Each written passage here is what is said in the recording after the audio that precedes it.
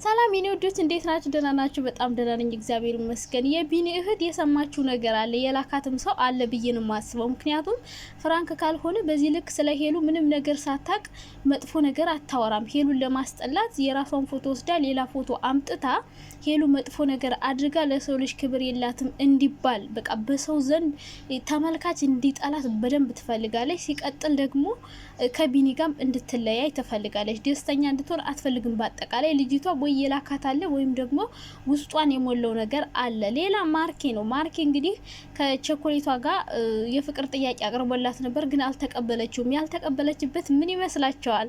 ምክንያቱም እኔ ልነግራችሁ ፈልጋለሁ። የተወሰነ ፍንጭ ሰምቻለሁ ስለ ማርክና ስለ ቸኮሌቷ ለምን የፍቅር ጥያቄ እንዳልተቀበለችውና እንዴት እየሰሩ እንደነበረ ታውቃላችሁ።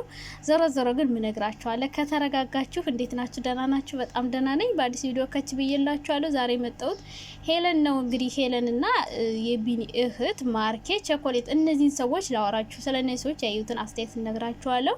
በመጀመሪያ ከሄለን ስጀምርላችሁ ከቢኒ ከእህቱ ሲል ጀምር። አንቺ መላጣ መጀመሪያ ጸጉርሽ የሚመስለው ትንሽ ልጠባት የኛ ቤት አለች አሮጊት እናት በግ በቃ የሷን ጸጉር ነው የሚመስለው ጭንቅላትሽ ያረግሽው ጸጉር በመጀመሪያ ደረጃ።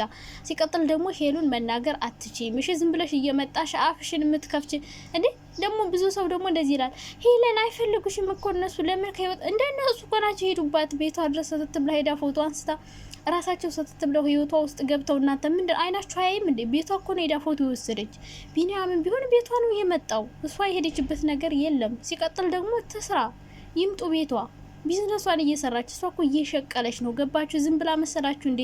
ክብሯን ጥላ ዝም ብላ ሜዳ ለሜዳ ትሄድ መሰላችሁ እንዴ? ራሳቸው ናቸው ቤቷ ድረስ የመጡ፣ ራሳቸው ደውለው ነው የመጡት።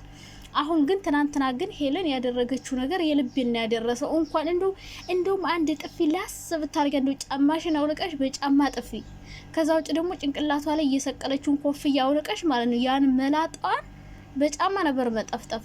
በጣም ነው የምታናድደው። በጣም ባለጌ ልጅ ናት እቺ ልጅ ማርያምን፣ በጣም እያናደደች ነው። ሲቀጥል ደግሞ ፍራንክ ነው ምናምን፣ እኔ ፍራንክ ነው ብዬ አላስብም። ፍራንክ ቢሆንም በዚህ ልክ ሰውን ማዋረድ ምን ማለት ነው? ፍራንክ የሚባል ነገር የለም። ፍራንክ እኮ የሚሰራው ወይ ሊያስተምር ነው ወይም የሆነ ሰው ልትፈትኑበት ነው። ከዛ ውጭ ሳምንት ሙሉ ዝም ብላ ትሳደባለች እንደ እየመጣች መገልፈጥ ፌር አይደለም። እና ደግሞ እቺ ልጅ የመጣችበት ዋናው አላማ የሆነ ሰው ልኳት ነው ብዬ ነው የማስበው። ወይም ደግሞ የሆነ ሰው ከካሜራ ጀርባ ከሄሉ ጀርባ ሄሉ እንድትጠላ የሚፈልግ ሰው ለልጅቷ በጣም ብዙ መጥፎ ነገር ነግሯታል። በቃ ለሷ አትሆነውም፣ አትጠቅመውም፣ በቃ ብዙ ነገር ያወሯት ይመስለኛል ልጅቷን። ሲቀጥል ደግሞ ወይም ደግሞ የራሷን ጓደኛ ልታጋበው ወይ ብቻ የሆነ ሊያገባት የሚፈልጋት ሴት ኖራ ምናልባት ከሷ ጋር ሲሆን ሊደብራት ይችላል። ጓደኛዋ ልትሆን ትችላለች። ሰው የምትፈልገው ሴት ካለች ምናልባት ያቺ ሴት ከሄሉ ጋር እንድታለያይላት ልካት ሊሆን ይችላል። ብቻ ልጅቷ ዝም ብላ ከመሬት ተነስታ እንደዚህ አይነት ነገር ልትናገር አትችልም። ይህ ሁሉ ነገር ልታደርግም አትችልም። አብሮ የተነሱትን ፎቶ አንስታ ወስዳ ሌላ ፎቶ አምጥታ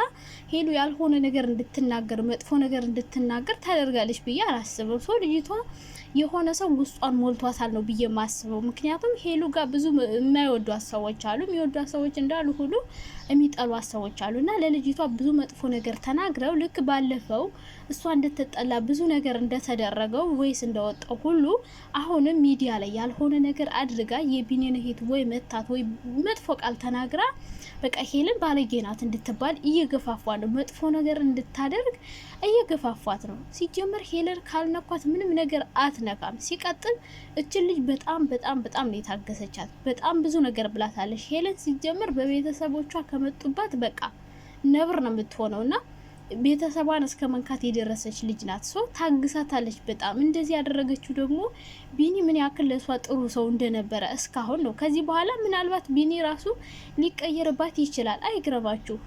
እሱ አይደለችም፣ በሷ ምክንያት አይደለም የተቀየረው። ሰው ነግሮት ወይም ሰው ብዙ ነገር ሊያወራው ይችላል። በቃ ትክክለኛ የሚወዳትና የሚያፈቅራት ከሆነ በሚሰማው ነገር አይቀየርም።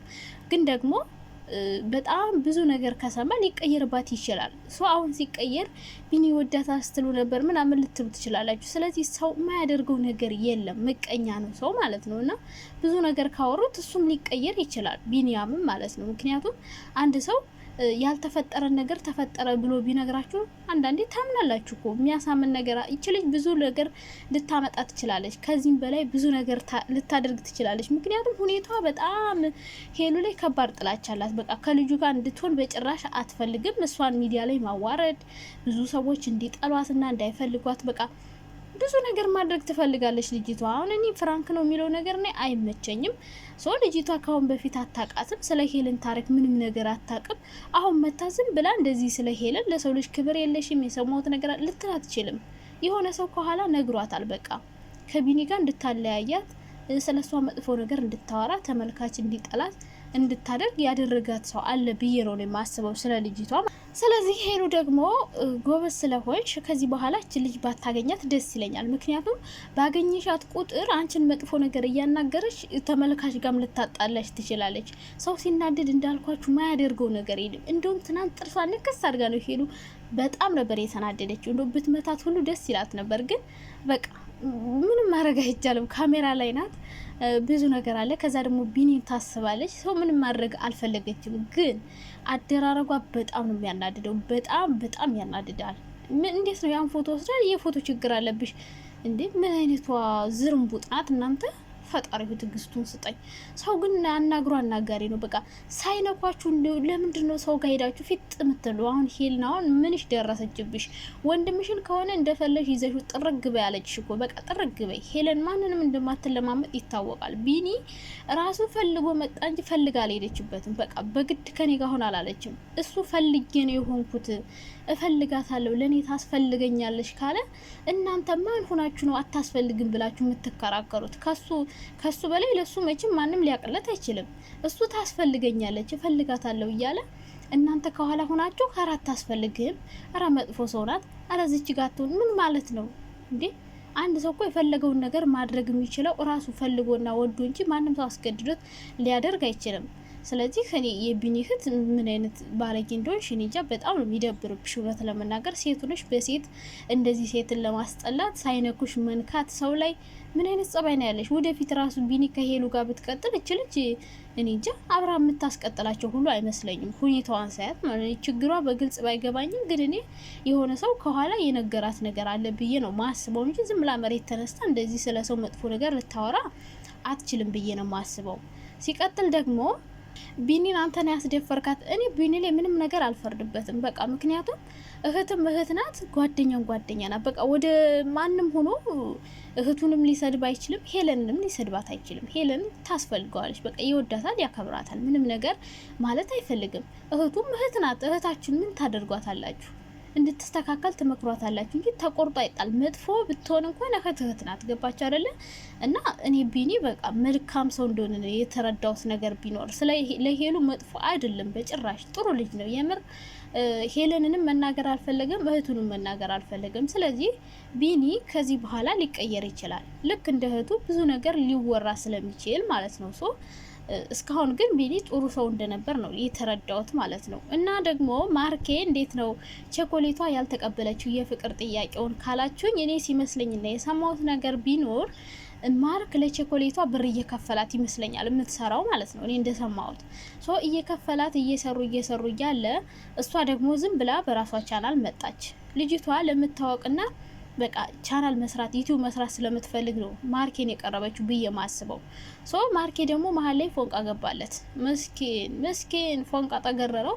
ከዛ በኋላ ሮማንቲክ አድርጎ ፍቅር ጥያቄ ሲያቀርብላት እንግዲህ እሷ አልቀበልም አለች። እንግዲህ ከኋላ የጀመረችው የፍቅር ታሪክ ይኖራታል። ብቻ ብዙ ነገር ሊኖር ይችላል። ግን እስካሁን ድረስ ማርኬ እየከፈለ እንደሚያሰራት ቸኮሌቷን ብር እየከፈላት ነበር አብራው ስትሰራ የነበረ።